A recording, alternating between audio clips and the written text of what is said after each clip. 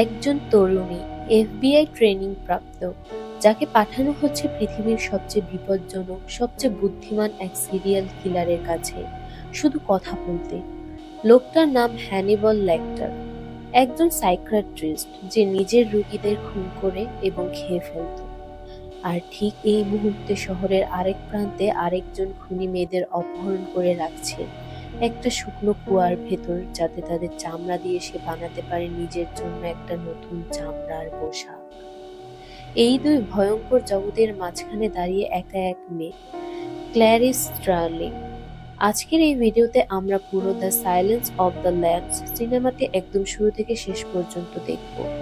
কিভাবে একটা মনস্তাত্ত্বিক থ্রিলার হয়ে উঠেছিল হরর ইতিহাসের অন্যতম সেরা সিনেমা, যেটা একসাথে জিতে নিয়েছিল অস্কারের বড় 5টা পুরস্কার। এই গল্পের মধ্যে এমন কিছু টুইস্ট আছে যেগুলো একবার দেখলে বা শুনলে ভুলে যাওয়া অসম্ভব। তো চলুন শুরু করা যাক। সিনেমা শুরু হয় ক্লারিস স্ট্রার্লিংকে দিয়ে, এফবিআই একাডেমির একজন তরুণী যিনি সবেমাত্র ট্রেনিং প্রাপ্ত, যে জঙ্গলের ভেতর দিয়ে একটা কঠিন ট্রেনিং এক্সারসাইজ করছে। ট্রেনিং শেষে তাকে ডেকে পাঠানো হয় জ্যাক ক্রফোর্ডের অফিসে, যিনি এফবিআই এর বিহেভিয়ারাল সায়েন্স ইউনিটের প্রধান। ক্রফোর্ড তাকে একটা বিশেষ কাজ দেন, ডক্টর হ্যানিবল লেক্টারের সাথে গিয়ে দেখা করতে হবে, একজন সাবেক সাইকিয়াট্রিস্ট যাকে ডাকা হয় হ্যানিবল দ্য ক্যানিবল, এবং যে এখন বন্দী আছে অত্যন্ত কড়া নিরাপত্তার একটা মানসিক হাসপাতালে।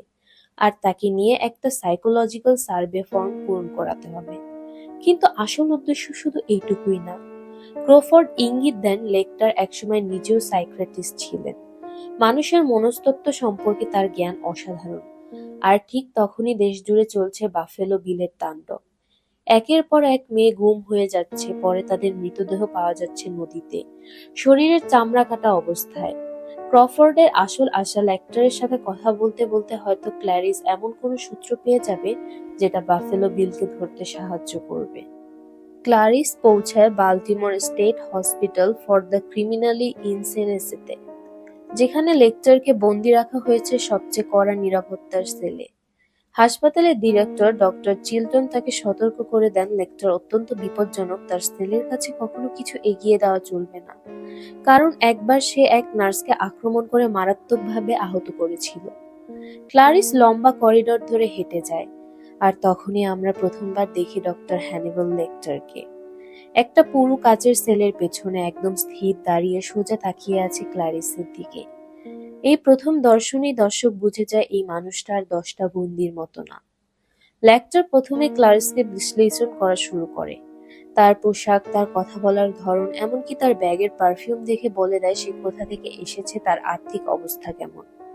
এই কথোপকথনে লেক্টার বুঝে ফেলে ক্লারিসকে পাঠানো হয়েছে তার কাছ থেকে তথ্য বের করার জন্য, শুধু সার্ভে করার জন্য নয়।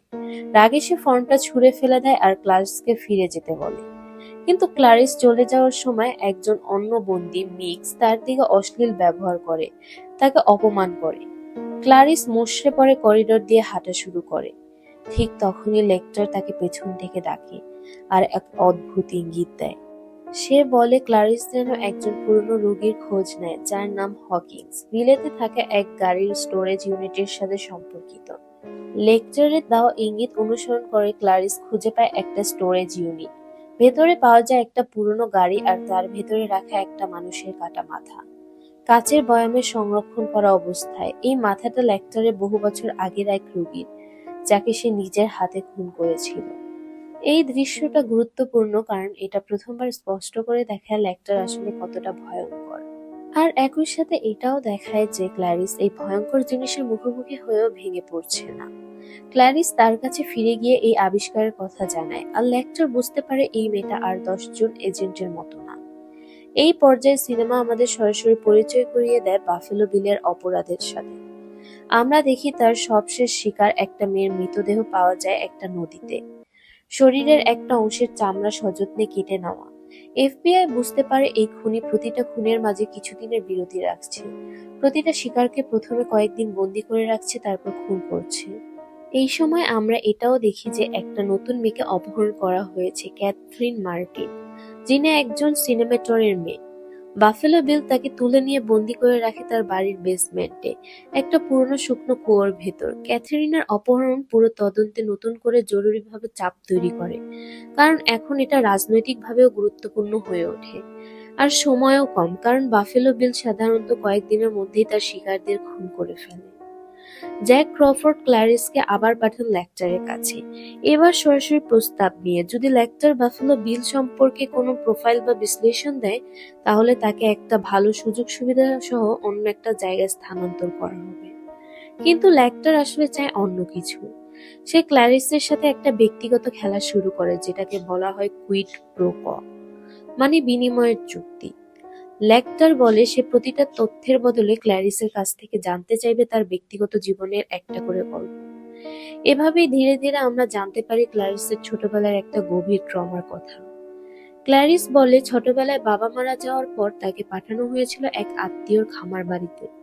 সেই খামারে ভেড়া আর ঘোড়া পালন করা হতো। একদিন রাতে সে শুনতে পায় ভেড়ার বাচ্চাগুলোর আর্তনাদ, কারণ খামারের মালিকরা সেগুলোকে জবাই করছিল বসন্তকালে। ছোট্ট ক্ল্যারিস ভয়ে একটা ভেড়ার বাচ্চাকে নিয়ে পালানোর চেষ্টা করেছিল, কিন্তু বেশি দূর যেতে পারেনি। ভেড়াটাকে নিয়ে যাওয়ার কারণে তাকে সেই খামার থেকে সরিয়ে একটা অনাথ আশ্রমে পাঠিয়ে দেওয়া হয়। এই গল্পটাই সিনেমার নামের সাথে সরাসরি যুক্ত, দ্য সাইলেন্স অব দ্য ল্যাম্বস। লেকটার ক্ল্যারিসকে জিজ্ঞেস করে সেই ভেড়াগুলোর চিৎকার কি এখনো তার স্বপ্নে আসে। ক্ল্যারিস স্বীকার করে, হ্যাঁ আসে। লেকটার বোঝে ক্ল্যারিস আসলে গভীরভাবে বিশ্বাস করে যদি সে ক্যাথরিন মার্টিনকে বাঁচাতে পারে, তাহলে হয়তো তার মনের ভেতরে সেই ভেড়ার চিৎকারগুলো একদিন থেমে যাবে। তদন্তের এই পর্যায়ে এফবিআই একজন সন্দেহভাজনকে খুঁজে পায়, একজন পুরনো টেইলারিং ব্যবসায়ী যার সাথে বাফেলো বিলের কিছু মিল পাওয়া যায়। ক্রফোর্ড আর তার টিম বিশ্বাস করে বসে এই লোকটাই আসল খুনি, আর তারা তাকে ধরার জন্য একটা বড় অভিযান পরিকল্পনা করে। কিন্তু আসলে এটা একটা ভুল দিক নির্দেশনা। প্রকৃত বাফেলো বিল হলো জ্যাম গাম, যে সম্পূর্ণ ভিন্ন একজন মানুষ, যাকে এখনো তারা চিনতে পারেনি। এই পর্যায়ে দর্শকেরা বাফেলো বিলের আসল পরিচয় সম্পর্কে কিছুটা আভাস পেতে শুরু করে। লেকটার ক্ল্যারিসকে ইঙ্গিত দেয় বাফেলো বিল সম্পর্কে সে আরো তথ্য দিতে পারে, কিন্তু শুধুমাত্র সরাসরি সাক্ষাতে, ফাইলে লিখে না। ক্ল্যারিস আর লেকচারের মধ্যেকার এই বিশ্বাসের সম্পর্ক ক্রমশ গভীর হচ্ছিল। কিন্তু ঠিক তখনই হাসপাতালের ডিরেক্টর ডক্টর চিলটন গোপনে তাদের কথোপকথন শুনে ফেলে। চিলটন লোভী স্বভাবের মানুষ। সে বুঝতে পারে লেকটারের কাছে সত্যি গুরুত্বপূর্ণ তথ্য আছে, আর সে চায় সেই তথ্য বের করার কৃতিত্ব নিজে নিতে। সে নিজে থেকে লেকটারকে একটা মিথ্যা প্রস্তাব দেয়, সরকারিভাবে ছাড় পাওয়ার সুযোগ, যদি সে বাফেলো বিলের আসল নাম ঠিকানা জানিয়ে দেয়। লেকটার তখন একটা ভুয়া নাম বলে দেয়, বিলি রুবিন, যেটা আসলে একটা মেডিকেল শব্দ নিয়ে বানানো একটা রসিকতা, আসল নাম না। চিলটনের এই লোভের কারণে লেকটারকে স্থানান্তর করা হয় মেমফিসে, একটা অস্থায়ী উচ্চ নিরাপত্তার জায়গা, যেখানে ক্ল্যারিসের আর তার কাছে সহজে পৌঁছানোর সুযোগ থাকে না। এটা গল্পের একটা বড় মোড়, কারণ এরপর থেকে ঘটনা দ্রুত বদলাতে থাকে। মেমফিসে লেকটারকে একটা অস্থায়ী সেলে রাখা হয়, একটা পুরনো কোর্ট হাউসের উপরের তলায়। এখানেই ঘটে সিনেমার সবচেয়ে বিখ্যাত এবং সবচেয়ে ভয়ঙ্কর দৃশ্যগুলোর একটা। চিলটন নিজে লেকটারের কাছ থেকে বাফেলো বিলের তথ্য বের করার চেষ্টা করে, তাকে প্রলোভন দেখিয়ে। লেকটার রাজি হয় শর্তে যে তাকে একটা ভালো ঘরে সরানো হবে, আর হাতকড়া খুলে দেওয়া হবে যাতে সে কাগজে লিখতে পারে। কিন্তু এটা আসলে লেকটারের একটা সুপরিকল্পিত ফাঁদ। রাতে যখন দুইজন পুলিশ অফিসার তার খাবার নিয়ে আসে, লেকটার আগে থেকে লুকিয়ে রাখা একটা ধাতব কলমের টুকরো দিয়ে হাতকড়া খুলে ফেলে। এরপর সে অত্যন্ত নৃশংসভাবে দুই অফিসারকে হত্যা করে। একজনকে বেদম মারধর করে, আরেকজনকে হত্যা করে তার মুখ ও শরীরের চামড়া কেটে নিয়ে নিজের মুখে পরে নেয়, যাতে হাসপাতালের স্টাফদের মতো দেখতে লাগে। অ্যাম্বুলেন্সে করে যখন তাকে বের করে নিয়ে যাওয়া হয়, তখন সে ছদ্মবেশে সহজেই পালিয়ে যায়, আর পরে পথে থামিয়ে আসল অ্যাম্বুলেন্স কর্মীদের আক্রমণ করে সম্পূর্ণ মুক্ত হয়ে যায়। এই দৃশ্যটা দর্শকদের সামনে সরাসরি দেখিয়ে দেয় লেকটার আসলে কতটা ভয়ঙ্কর এবং হিসেবে একজন মানুষ। এই সময়ের মধ্যে দর্শক ইতিমধ্যে জেম গাম্বের সাথে পরিচিত হতে শুরু করে। আমরা দেখি সে তার বাড়ির বেসমেন্টে একটা সেলাই মেশিনের ব্যবসা চালানোর ছদ্মবেশে আসলে মানুষের চামড়া দিয়ে একটা স্যুট তৈরি করার চেষ্টা করছে। তার একটা পোষা কুকুরও আছে যেটাকে সে খুব ভালোবাসে। আমরা এটাও জানতে পারি জ্যাম গাম নিজেকে নারী হিসেবে ভাবতে চায়, কিন্তু আগে কয়েকটা জেন্ডার রিঅ্যাসাইনমেন্ট ক্লিনিক তাকে প্রত্যাখ্যান করেছিল, কারণ সে মানসিকভাবে উপযুক্ত বলে বিবেচিত হয়নি। এই প্রত্যাখ্যানের পর তার মধ্যে একটা বিকৃত চিন্তা তৈরি হয়, নিজে একটা নতুন শরীর বানিয়ে নেওয়ার চিন্তা, আর সেই কারণে সে নারীদের শরীরের চামড়া সংগ্রহ করছে। এখানে একটা গুরুত্বপূর্ণ কথা বলে রাখা ভালো, সিনেমায় নিজে স্পষ্ট করে বলা হয়েছে জ্যাম গাম প্রকৃত ট্রান্সজেন্ডার না, বরং তার মধ্যে গভীর মানসিক বিকৃতি আর নিজের প্রতি ঘৃণা কাজ করছিল। এই বিষয়টা নিয়ে সিনেমা মুক্তির পর অনেক সমালোচনাও হয়েছিল। লেখতার আগেই ইঙ্গিতে বলেছিল বাফেলো বিল কোনো র্যান্ডম সাইকো না, বরং তার প্রতিটা কাজের পেছনে একটা লজিক আছে। এবার আমরা দেখি সেই লজিকটা আসলে কি। লেকটার পালানোর পর এফবিআই ধরে নেয় ক্লারিসের ভূমিকা এখানেই শেষ, কারণ যার থেকে তথ্য বের করার কথা ছিল সে নিজেই পালিয়ে গেছে। কিন্তু ক্ল্যারিস হাল ছাড়ে না, সে ফিরে যায় বাফেলো বিলের প্রথম শিকারের বাড়িতে, আর সেখানে অত্যন্ত মনোযোগ দিয়ে প্রতিটা ছোট ছোট জিনিস পরীক্ষা করে। এই সময় সে খুঁজে পায় একটা গুরুত্বপূর্ণ সূত্র, মৃত মেয়েটার সেলাই করা একটা পোশাক অস্বাভাবিক প্যাটার্নের সেলাই, যেটা বোঝায় খুনি নিজে দক্ষ একজন দর্জি বা সেলাইয়ের কাজে পারদর্শী। সে এটাও বুঝতে পারে খুনি তার শিকারদের একটা নির্দিষ্ট ধরনের শারীরিক গঠন দেখে বেছে নিচ্ছে, সবাই প্রায় একই আকৃতির। এই সূত্রগুলো ক্ল্যারিসকে ধীরে ধীরে সঠিক দিকে নিয়ে যেতে শুরু করে, ঠিক যে সময় এফবিআই এর বাকি দল ভুল সন্দেহভাজনের পেছনে ছুটছে। পালিয়ে যাওয়ার পরেও লেকটার একবার ক্ল্যারিসকে ফোন করে, শুধু তার সাথে শেষবারের মতো কথা বলার জন্য। এই কথোপকথনে ক্ল্যারিস তাকে অনুরোধ করে বাফেলো বিল সম্পর্কে আরো তথ্য দিতে। লেকটার তখন একটা ধাঁধার মতো ইঙ্গিত দেয়, সে যা চায় সেটাই সে প্রতিদিন দেখে, কিন্তু বুঝতে পারে না। এই ধরনের কথা বলে যা বোঝায় বাফেলো বিল কোনো একসময় লেকটারের নিজেরই কোনো রোগী ছিল। এই কথোপকথনের মধ্যে দিয়ে ক্লারিস শেষ পর্যন্ত মূল ফাইলগুলোর মধ্যে খুঁজে পায় জ্যাম গাম্বের আসল নাম আর ঠিকানার সূত্র, কারণ সে একসময় সত্যি লেকটারের কাছে চিকিৎসা নিতে গিয়েছিল। গল্পের সবচেয়ে উত্তেজনাপূর্ণ অংশ এখানেই শুরু হয়। এফবিআই বিশ্বাস করে তারা জ্যাম গাম্বের ঠিকানা খুঁজে পেয়েছে, আর জ্যাক ক্রফোর্ড নিজে একটা বড় সোয়াট টিম নিয়ে সেই ঠিকানার দিকে রওনা দেয়। একই সাথে ক্ল্যারিস আলাদাভাবে যায় হাইওয়ের একটা ছোট শহরে গাম্বের প্রথম শিকারের পরিবারের সাথে কথা বলতে, যাতে আরো কিছু তথ্য পাওয়া যায়। দর্শক স্বাভাবিকভাবেই ধরে নেয় ক্রফোর্ডের বড় টিমই আসল অভিযান, আর ক্ল্যারিসের এই সফর শুধু রুটিন কাজ। কিন্তু এখানেই সিনেমা একটা দারুণ টুইস্ট দেয়। যখন ক্রফোর্ডের টিম একটা খালি বাড়িতে গিয়ে পৌঁছায়, ততক্ষণে আমরা বুঝে যাই সেই ঠিকানা ভুল।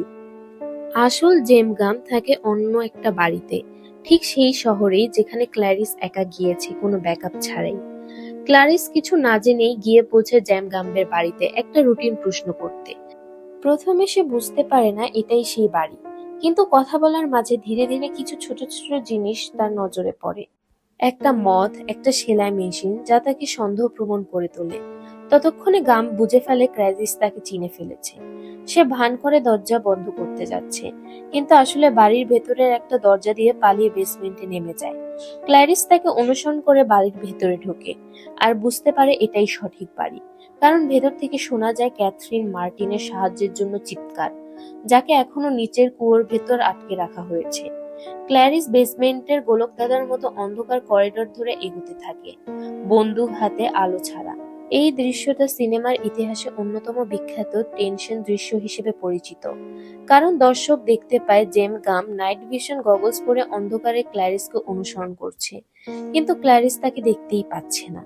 উত্তেজনার শীর্ষে পৌঁছে ঠিক যখন গাম বন্দুক তোলার জন্য প্রস্তুত হচ্ছে, ক্ল্যারিস হঠাৎ একটা শব্দের দিকে ঘুরে তাকে দেখে ফেলে আর তাৎক্ষণিকভাবে গুলি চালায়। গাম ঘটনাস্থলেই মারা যায়, আর ক্ল্যারিস ক্যাথরিন মার্টিনকে জীবিত উদ্ধার করে। সিনেমার শেষ দৃশ্যে দেখা যায় ক্ল্যারিস সফলভাবে এফবিআই একাডেমি থেকে গ্রাজুয়েট করেছে, বাফেলো বিলকে থামানোর জন্য প্রশংসিত হচ্ছে। অনুষ্ঠানের মাঝে তার কাছে একটা ফোন কল আসে, সেটা হ্যানিবল লেকটার, যে তখনও ধরাছোঁয়ার বাইরে। ক্যারিবিয়ান অঞ্চলের কোনো এক জায়গা থেকে ফোন করেছে। লেকটার তাকে অভিনন্দন জানায় আর বলে সে তার উপর নজর রাখবে না, কারণ পৃথিবীটা এমনিতেই আরো আকর্ষণীয় হয়ে উঠেছে তাকে নিয়ে। এরপর সে হালকা রসিকতা নিয়ে বলে তার একজন পুরনো পরিচিতের সাথে ডিনারে দেখা করতে হবে, আর ক্যামেরা ধীরে ধীরে দেখায় সেই ব্যক্তিটা আসলে ডক্টর চিলটন, যে বিমানবন্দরে নেমেছে, আর লেকটার দূর থেকে তাকে অনুসরণ করছে। এই শেষ দৃশ্যটা দর্শকের মনে একটা অস্বস্তিকর কিন্তু চতুরভাবে তৈরি করা হাসি রেখে যায়, কারণ আমরা বুঝি লেকটার মুক্ত, আর তার পরবর্তী শিকার ইতিমধ্যেই ঠিক করা হয়ে গেছে। এটা শুধু একটা সিরিয়াল কিলার থ্রিলার না, এটা মূলত ক্ল্যারিসের ব্যক্তিগত যাত্রার গল্প। পুরো সিনেমা জুড়ে সে এমন একটা জগতে চলাফেরা করে যেখানে প্রায় প্রতিটা পুরুষ চরিত্র তাকে ছোট করে দেখে, তার ক্ষমতাকে খাটো করে দেখায় অথবা তার প্রতি আকর্ষণ দেখায়।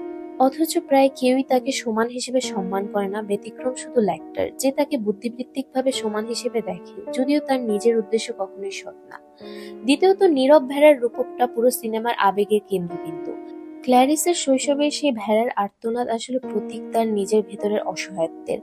একটা মেয়ে যে ছোটবেলা থেকেই অন্যদের বাঁচাতে চেয়েছে কিন্তু বারবার ব্যর্থ হয়েছে। ক্যাথরিন মার্টিনকে বাঁচানো তার জন্য শুধু একটা কেস সমাধান করা নয়, এটা তার নিজের শৈশবের সেই ব্যর্থতার একটা প্রতিকার। তো এই ছিল দ্য সাইলেন্স অফ দ্য ল্যাম্বস এর সম্পূর্ণ কাহিনী।